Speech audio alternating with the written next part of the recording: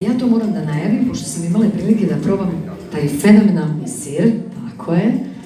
I s obzirom da gospodin potiče, odnosno moja baka je iz tog kraja pokojna, tako da moram da kažem da sam stvarno oduševljena. Gospodin Milan Miletić, prvi srpski dezertni sir u stranoj konkurenciji ukusa. Tako je.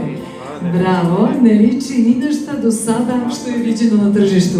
Moram da vam kažem da je odlično, ja sam imala prilike da probam to pre 2 godine i fenomenalno je, ukusno, baš onako kako treba. Milane, dobroveče, dobro nam došli. Hvala žiriju i glasačima. Drago mi je da sam dobio ovu nagradu koja mi puno znači. Zahvalio bih se organizatoru još jednom i ne bih puno dužio pošto je ovakva situacija. Hvala vam puno. Milan Miletić, prvi srpski desertni sir. Bravo Milane. Nova kategorija.